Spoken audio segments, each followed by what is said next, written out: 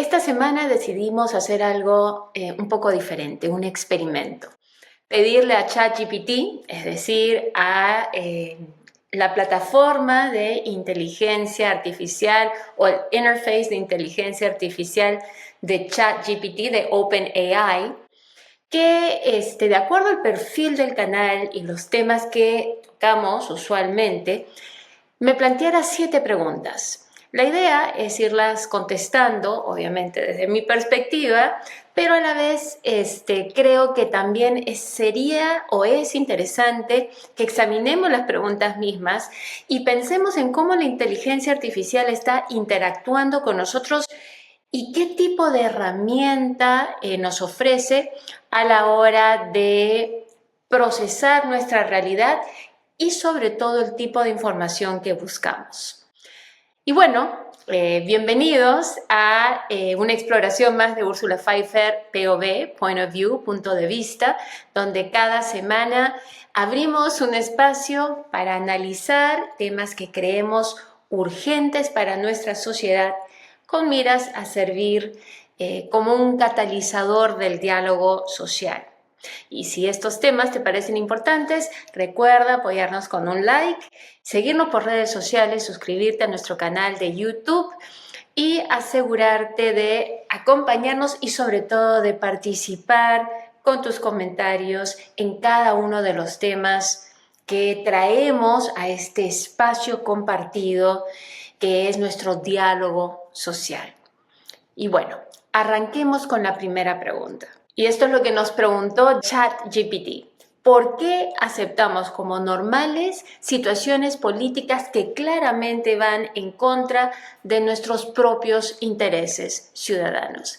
Y creo que esta pregunta es especialmente válida para la realidad que vivimos hoy en día. Una realidad donde muchas veces pareciera que un gran sector de la población está apoyando a una élite a nivel de poder económico, por ejemplo, una élite a nivel empresarial que no refleja sus intereses. Es más, muchísimas veces esta élite depende precisamente de que se mantengan sueldos bajos, depende de que hayan menos derechos laborales, depende de la precariedad social para poder sostener el nivel de ganancias y de retribución que espera, retribución financiera que espera de acuerdo a lo que invierte y de acuerdo a lo que, vamos a decir, a lo que planifica, plantea, promueve dentro del sistema económico. Y si sabemos que estos personajes no son representativos de nuestra realidad, como clase media o clase media baja o clase baja, en realidad trabajadora, con poco poder adquisitivo, ¿por qué es que los apoyamos? Es una excelente pregunta. ¿Por qué más bien no apoyamos a aquellos que promueven, por ejemplo, los sindicatos, sabiendo que los sindicatos es una manera de reunir las fuerzas laborales, reunir a los trabajadores, por ejemplo, para luchar por mejores beneficios, mejor trato, por más derechos como trabajador, derechos laborales? ¿Por qué es que los tildamos? Además, esto, no sé si esto va a ser preguntado después, pero vale la pena ponerlo. ¿Por qué es que además descartamos a aquellos que promueven, por ejemplo, sindicatos, promueven el que nos unamos como individuos, pero como grupo que tenemos intereses en común, intereses de mejora social? ¿Por qué es que los tildamos o de caviares o de rojos, comunistas, socialistas, cuando en realidad lo que están haciendo es expresar cosas que, al menos en la descripción, describirían mucho de lo que anhelamos? ¿A qué me refiero? Por ejemplo, a ser respetados como individuos. Eso significa que ya que somos respetados como individuos, a tener derechos que se respeten dentro de nuestra sociedad, nuestra comunidad, como por ejemplo derecho al trabajo, derecho a tener una buena salud, derecho a tener una buena educación, derecho a recibir compensación que nos permita, por nuestro trabajo, que nos permita llevar vidas dignas. ¿No son acaso esas las cosas que deberíamos querer? Yo no creo que a ninguno de nosotros, si nos dicen, bueno, a ti lo que te interesa es que gane tu empresa, la empresa para la cual trabajas, que gane la institución para la cual trabajes, que tenga grandes ganancias a costa de que se te pague menos, que tengas que lucharla más mes a mes, día a día, que no tengas tranquilidad, no solamente mental porque no sabes si te va a alcanzar, que no tengas tranquilidad mental, por ejemplo, porque ni siquiera sabes si vas a continuar teniendo acceso a ese trabajo. Porque como no tienes derechos laborales, se te va a poder despedir en cualquier momento sin previo aviso y dependiendo de lo que decida, no solamente el propietario, muchas veces la junta de directores en respuesta a lo que esperan, por ejemplo, los accionistas de la empresa. Porque hoy en día nuestras empresas ya ni siquiera representan a necesariamente un solo propietario, sino que representan a esta entidad sin rostro que son los accionistas y que pocas veces además muestran lealtad, no ni siquiera hacia el empleado o el trabajador, sino lealtad hacia la empresa misma, hacia la fuente de trabajo, la fuente de manera, la fuente de subsistencia de todos los que conforman esa empresa, incluido el presidente de la empresa. Y bueno, creo que en parte, ¿por qué defendemos una cosa y no la otra? ¿Por qué especialmente, estoy hablando obviamente del mundo occidental, estoy hablando de la Europa occidental, Estados Unidos, Latinoamérica, ¿no? Especialmente Estados Unidos y Latinoamérica, que es nuestra realidad? Me estoy refiriendo a eso, pero en realidad, interesantemente, el otro día vi a alguien que hacía una crítica sobre algo que habían visto de una persona que decía cómo es posible que Trump se alinee con el gobierno ruso, en este caso Putin, si Vladimir Putin es comunista. Y este crítico, no me puedo acordar exactamente quién fue, pero sí porque hay ahora una avalancha de información, pero decía precisamente, hacía burla de que se pensara que hoy en día Rusia sigue siendo comunista, cuando eso hace mucho tiempo que ya dejó ese, no sé si sueño, pero en todo caso patrón, esos anhelos, esas aspiraciones en cuanto a sistema socioeconómico. Pero en todo caso, regresando a nuestra pregunta, ¿por qué es que aceptamos como normales situaciones políticas que claramente van en contra de nuestros propios intereses ciudadanos?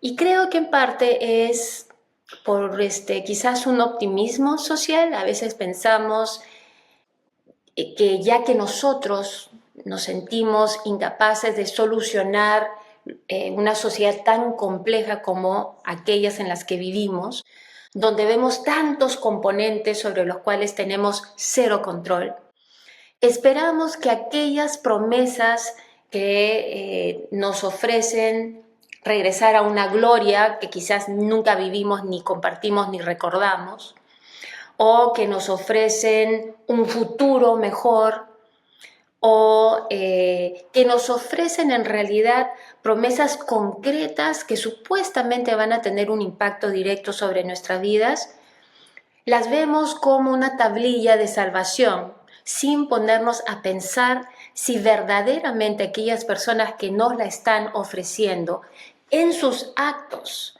muestran ser simpatizantes precisamente de esas ideas y más allá de eso, de nuestro propio bienestar, del bienestar del individuo. ¿Hasta qué punto, por ejemplo, se le puede pedir a un multimillonario como Elon Musk que entienda o que se solidarice o que muestre interés por el pequeño ciudadano, si generalmente hemos escuchado a través de distintas noticias, testimonios, etcétera, hemos escuchado que sus propios trabajadores no han encontrado esa empatía. ¿Por qué la tendría con personas que no tienen ninguna relación con él? Es una pregunta. En todo caso, creo que muchas veces lo que nos lleva a aceptar situaciones políticas que claramente van en contra de nuestros verdaderos intereses es ese deseo de lo que quisiéramos que fuera la realidad. Es un anhelo versus la realidad. Y puede ser también que la realidad simplemente a veces nos abruma. Entonces, el abrumarnos hace que no queramos analizar la situación fríamente y ver qué es lo que necesitamos, cuál es nuestra realidad, cuáles son nuestras carencias, qué es lo que necesitamos y de todas las ofertas políticas, cuáles son las que tienen mayor probabilidad de efectivamente responder a nuestras necesidades. La segunda pregunta que nos planteó ChatGPT es ¿hasta qué punto la polarización política es una estrategia intencional para mantenernos distraídos y divididos? Y desde mi punto de vista, la polarización política es precisamente lo que no nos permite observar, analizar e identificar verdaderamente, nuevamente, nuestras necesidades, nuestras carencias y ante eso, cuáles son las posibles soluciones. Entonces, por ejemplo, si nos han dicho, y nuevamente creo que esto regresa a una promoción de políticas socioeconómicas que están basadas en ideologías y estas ideologías de manera natural o no van a estar orientadas hacia el bienestar común o hacia el bienestar de algunos pocos. Y es tan simple como que no le podemos pedir peras al horno. Y aún así hay que decir que muchas de estas ideologías obviamente se presentan dentro de un paquete con un lazo, de una manera muy vistosa, pero hay que ver sobre cuáles son sus cimientos, sobre qué se basan.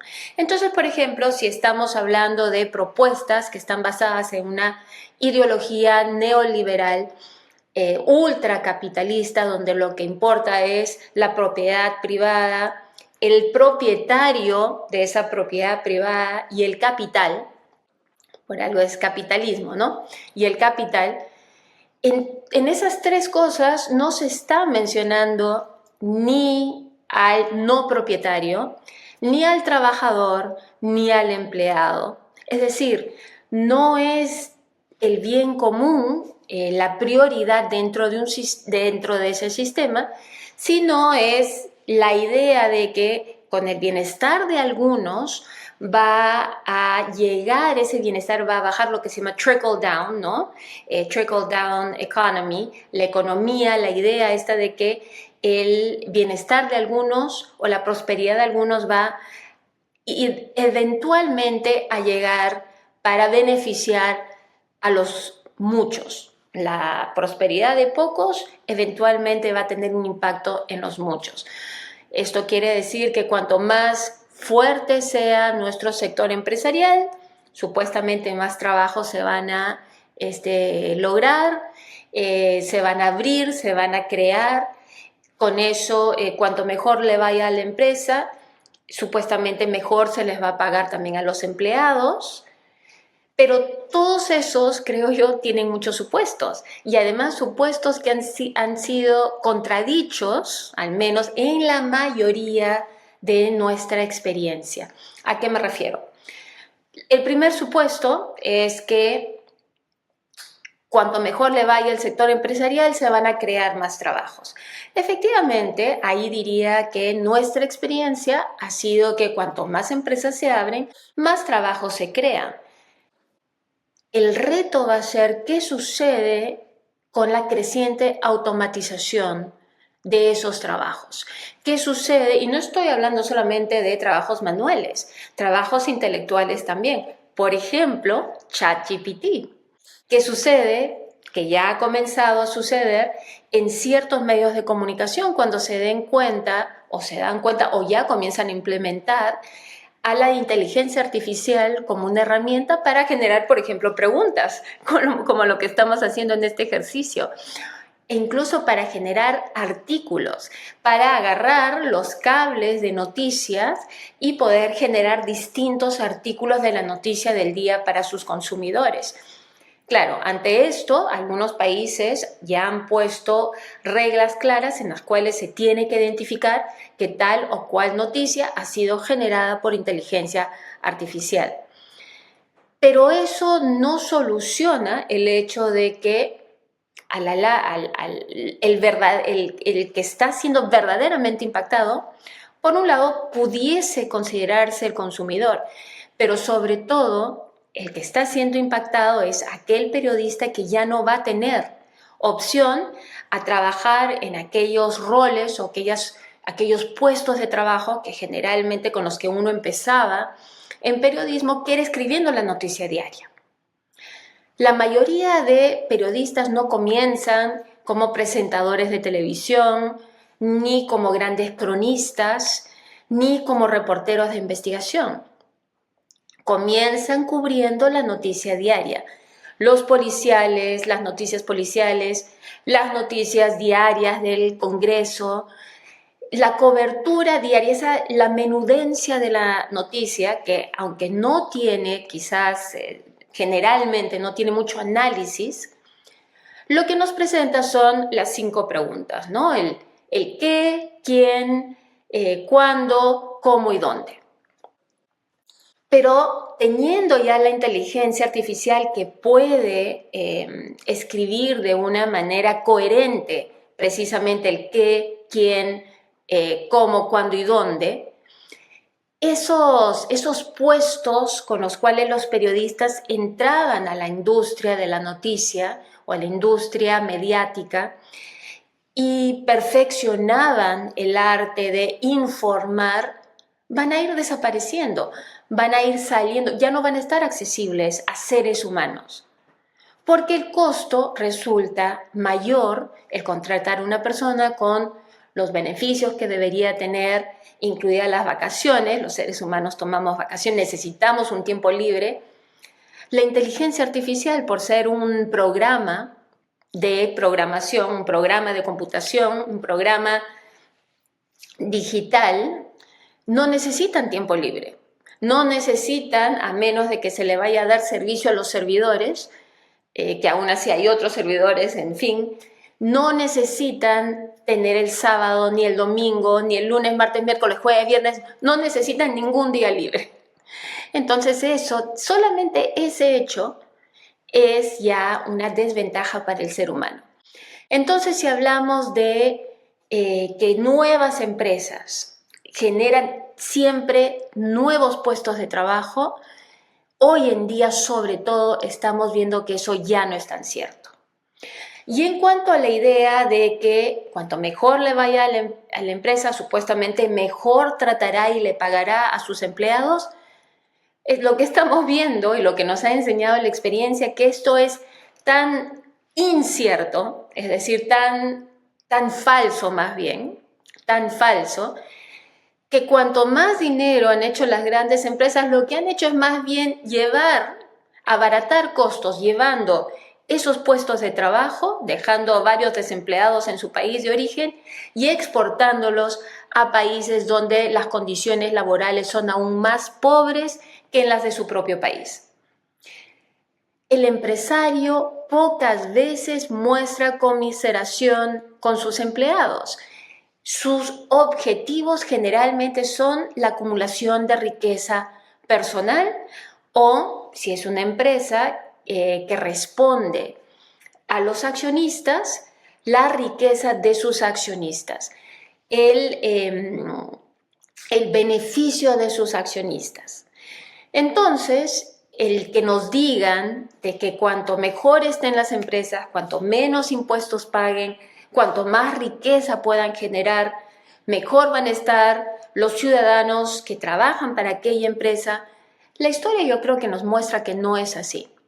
La historia nos muestra de que la mayoría de empresarios y de accionistas lo que quieren es más riqueza, no más bienestar para las personas que trabajan en la empresa. Lo que nos lleva al tercer supuesto que muchas veces nos ofrecen, por ejemplo, dentro de esta cosmovisión neoliberal, y es que al generar riqueza, al generar unos pocos riqueza, esa riqueza eventualmente va a llegar a los muchos. Y nuevamente lo que vemos es que la mayoría de estos pocos que generan riqueza hacen la de Kiko y Caco o hacen lo imposible para pagar menos impuestos, y hacen lo mayor posible para que la riqueza se quede concentrada en ellos y sus familias. Entonces, la realidad no sustenta, por más de que los economistas nos digan que así funciona, la experiencia real que tenemos no refleja esa teoría. Cuando un economista nos habla a nivel de bienestar y de prosperidad macro, está muy bien. La pregunta es si verdaderamente esa supuesta prosperidad tiene un impacto directo a nivel micro, es decir, a nivel de los individuos que conforman esa nación, esa ciudad, esa comunidad, esa sociedad. Esa es la pregunta. Y a veces porque no hay nadie que nos ponga en palabras esa disociación entre supuestas prosperidades y las experiencias reales de los ciudadanos, es que entra, regresando a la primera pregunta, nuestro deseo de bienestar versus la realidad. Nos es difícil poner en palabras nuestra experiencia porque eso significaría reconocer que la experiencia como tal, nuestra realidad en este momento necesita ser reacomodada, necesita ser intervenida para que verdaderamente haya un bienestar común. Quiere decir eso, porque ya me imagino ya que algunos dirán roja, comunista, y dicho sea de paso, etiquetar a las personas en lugar de ofrecer argumentos es la manera más sencilla de no tener que pensar. Es lo único que puedo decir. Entonces, en buena hora se evita la energía que su cerebro requiere para pensar. Pero más bien, yo diría que hablando de inversión versus ganancia, vale la pena invertir energía en pensar. Entonces, si queremos tener un diálogo, si queremos llegar a conclusiones productivas que nos ayuden a entender la realidad, yo puedo estar totalmente equivocada, construyamos ese diálogo a través de argumentos que se sostienen en ideas claramente, primero claramente ideadas y claramente planteadas. Entonces, si hablamos ¿de qué? De comunismo, de socialismo, nuevamente, supongo que ahí la pregunta sería ¿hasta qué punto la polarización política es una estrategia intencional que va en contra de nosotros mismos y que nos mantiene distraídos y divididos? Bueno, también lo vemos con la propaganda y con el control centralizado de países como China o de países como Rusia. O sea, sin importar el sistema socioeconómico que adoptan distintos países, desafortunadamente, una y otra vez vemos sistemas donde se crean élites y la gran mayoría. y donde las élites y la gran mayoría no trabajan en conjunto hacia el beneficio de todos, sino que las élites generalmente trabajan y ponen esfuerzo en mantener su estatus por encima de los demás.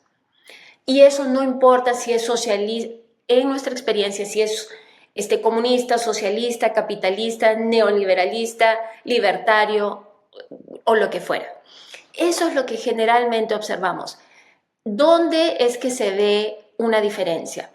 En algunos países escandinavos, donde verdaderamente el socialismo se entiende no como una fuente o un centro o un sistema en el cual hay un poder centralizado que dictamina sobre los demás, que controla a la población, sino lo que hay es una alta participación ciudadana. Y en ese sentido yo diría que un socialismo bien entendido debería ser eso, debería ser un sistema donde la sociedad, entendida como cada individuo y cada ciudadano, tienen alta participación y decisión sobre el futuro de su país, de su nación. ¿Qué implica esto? ¿Qué requiere? Obviamente un alto nivel educativo. Uno quiere que ciudadanos que participen activamente en el futuro, en construir el futuro de su nación, tengan excelente educación, tengan niveles educativos que les permitan entender los problemas que enfrentan y buscar soluciones viables que verdaderamente lleven a un resultado deseado. Implica una inversión. O sea, decir que simplemente se quiere participación ciudadana y no formar y desarrollar a ese ciudadano para que pueda participar de una manera consciente, lógica y constructiva, sería un suicidio. Uno tiene que querer que esos ciudadanos que van a participar tienen que estar capacitados para hacerlos para el bien común y que eso lleve a un objetivo, a la construcción de un objetivo en común de una manera coherente y viable. Tenemos un sistema así, en realidad, en el mundo. El único que se me hace que se acerca ligeramente, de nuevo, estaría en Escandinavia. No hemos tenido todavía diría yo, muchos ejemplos para compartir en torno a una ciudadanía educada, comprometida y activa dentro de la construcción de su proyecto social, su proyecto de país, su proyecto como nación. De repente eso es algo a lo que deberíamos aspirar, pero para eso tenemos que tener un diálogo. ¿Cómo formamos a un ciudadano comprometido y que esté dispuesto a dar de su tiempo para construir una mejor sociedad desde sus propias habilidades? Es una pregunta que les dejo. Y bueno, la tercera pregunta que planteó ChatGPT es: ¿qué mecanismos utiliza el poder para hacernos creer que somos libres cuando realmente vivimos limitados por reglas que nunca elegimos? Muy interesante, viniendo de una inteligencia artificial que además se crea dentro de parámetros establecidos, ¿no? Esa podría ser una pregunta totalmente filosófica y de autoexploración para el mismo sistema de inteligencia artificial, que finalmente la inteligencia artificial funciona, existe dentro de un espacio digital y dentro de los parámetros que le han dado los programadores. Pero bueno, yendo a lo humano, ¿qué mecanismos utiliza el poder? Las narrativas. Yo creo que uno de los mecanismos que utiliza con mayor efectividad son las narrativas. Y aquí incluyo las narrativas amenazantes, es decir, disuasivas, narrativas donde se nos dice si haces A, te pasa B, narrativas donde, por ejemplo, se nos dice apoya, narrativas persuasivas, es decir, si nosotros hacemos más ricos a nuestros ricos, eventualmente tú te vas a beneficiar. Narrativas donde, por ejemplo, le decimos si eliminamos el Estado y los impuestos, todos nos vamos a beneficiar. Y son narrativas que solamente, y es interesante porque estaba hablando justamente ayer con mi esposo sobre esta estrategia, que es que se toma algo que es real para sustentar algo que es falso. Por ejemplo,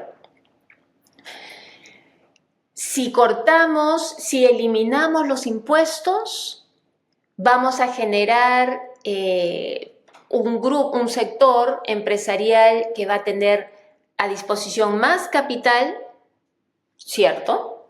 Con lo cual se va a beneficiar a toda la población. Falso, porque si eliminamos los impuestos, y estoy dando un ejemplo simplificado y muy sencillo, ¿no? Pero si eliminamos los impuestos, lo primero va a ser que aquella población que dependía y que somos todos en realidad, pero digamos en un extremo, que dependía precisamente de servicios básicos que debería ofrecer toda sociedad, en este caso a través de un poder centralizado que es el Estado, como educación, como salud para aquellos que no tienen acceso, por ejemplo, a una clínica privada, de propiedad privada, etcétera, no lo van a tener. No es que eliminamos los impuestos, es decir, si se eliminan los impuestos, ¿de dónde saca dinero precisamente la entidad que tiene por obligación ofrecer servicios básicos a la población? Lo que se va a tener que hacer es recortar esos servicios, que es algo como lo que se está discutiendo ahora en Estados Unidos. Si se habla de hacer recorte de impuestos, ¿qué va a pasar, por ejemplo? O de recortar el presupuesto o el acceso a recursos de ciertos servicios básicos, como por ejemplo Medicare, Medicaid, que son aquellos que ofrecen servicios médicos a bajo costo a aquellos que no podrían acceder a servicio médico de otra manera, que no tienen seguros privados de salud. O si se recorta, aquí en Estados Unidos, la mayoría depende del sistema de colegio público. Pero si se elimina, por ejemplo, el ministerio, ¿no? Lo que se dice el Departamento de Educación en Estados Unidos, muchísimas ciudades, muchísimos towns, como le dicen aquí, que no es exactamente pueblo, pero en todo caso muchísimas localidades, no se van a ver tan afectadas. Porque en Estados Unidos cada escuela pública es solventada en su mayoría por el espacio geográfico que sirve. Si este espacio, este pueblo, este town, esta ciudad es una locación que tiene personas con poder adquisitivo, que pagan impuestos a su localidad, además de los impuestos federales a su localidad altos, el colegio tiene suficientes fondos para poder seguir funcionando al más alto nivel. Hay lugares, por ejemplo, como donde yo vivo, en Connecticut, donde el gasto anual por alumno más que triplifica lo que se invierte en alumnos en otras localidades y otros estados. Donde, por ejemplo, aquí por alumno, donde yo vivo, es un promedio de $23,000 al año que se gasta en su educación, en el sistema público de colegios. Es un buen sistema. Pero en otros lugares de Estados Unidos no hay más de $7,000 al año por alumno. Para la realidad estadounidense es muy bajo. Lo que hace el Departamento de Educación es precisamente enviar fondos a aquellas localidades que no cuentan con los recursos o la manera de recaudar localmente esos recursos para la educación de los niños a los cuales sirven. En ese sentido, eliminar el Departamento de Educación va a impactar precisamente a aquellos que más lo necesitan. Interesantemente, aquellos que simpatizan, que apoyan, que han apoyado a Trump con mayor vehemencia, provienen precisamente de las localidades, en su gran parte, de las localidades que serían más impactadas.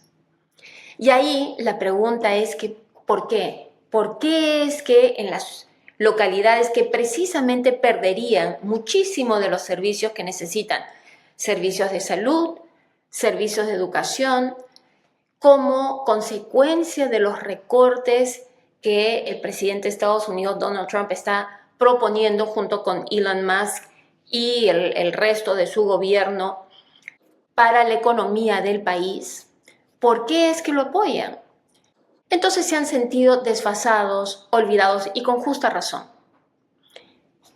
Y dentro de ese deseo, hablando nuevamente del deseo versus la realidad, han creído en las medias verdades que se les ha dado. Como por ejemplo, vamos a bajar los impuestos, con lo cual ellos sienten que van a tener mayor acceso al día a día, su dinero inmediato, sin tomar en cuenta que reducir impuestos les va a impactar de otra manera, a través de los servicios que van a dejar de recibir. Y bueno, aquí obviamente ha sido una exploración bastante extendida con solo 3 preguntas. No los quiero aburrir, ya estamos más o menos alrededor de los 30 minutos, lo voy a dejar ahí y me voy a guardar las otras 4 preguntas para nuestra siguiente exploración. Pero déjenme saber si les ha parecido interesante, además interesante ver qué nos pregunta ChatGPT de acuerdo a cómo entiende nuestra plataforma, cómo entiende nuestras exploraciones, cómo entiende la manera en que abordamos los temas y qué temas además abordamos y su capacidad además bastante impresionante, diría yo, de formular preguntas que precisamente tocan en alguno de los puntos claves que hemos ido explorando juntos a lo largo de todo este tiempo que nos conocemos. Así que bueno, dejo aquí la exploración. Nuevamente muchísimas gracias por compartir este momento con nosotros. Si tienen algunas sugerencias, algunas preguntas, si quisieran sugerir preguntas además para que las exploremos, creo que están más que bienvenidas. Y sobre las preguntas de ChatGPT, creo que lo que voy a hacer además es tratar de analizarlas. Podemos hacer 2 cosas, o hacerlas sobre caliente, que ChatGPT nos vaya diciendo las preguntas así a la volada, más o menos como hemos hecho ahora, o también analizarlas, encontrar una manera más concisa de responderlas. Díganme qué les parece mejor. En fin, no voy a seguir con esta verborrea. Nosotros nos encontramos la próxima semana. Espero que tengan un excelente fin de semana. Y nuevamente, gracias por compartir este espacio con nosotros, por abrirse al diálogo y estaremos atentos a sus sugerencias y comentarios. Hasta pronto.